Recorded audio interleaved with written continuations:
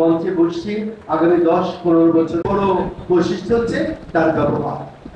আমি কখনো দরিদ্রে জানবো তুমি উপরে বলেছি জেনারেল নতুন বললো কি তাহলে তোমাদের সাথে যুদ্ধ। দৈনন্দিন জীবনে নবীর যে জীবনের অংশগুলো ইসলামিক বিষয়গুলো ক্লাসরুমগুলোতে ডিজিটাল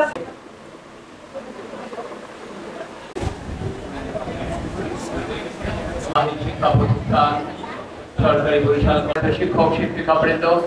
আমার সামনে বসে যাবে আলোচক হিসেবে ডক্টর লিয়াকত বর্তমানে নেতৃত্ব দিয়েছিলেন এবং সেটি দীর্ঘদিন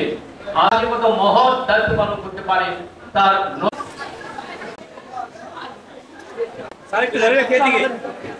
সুরাইয়া আক্তার দ্বিতীয়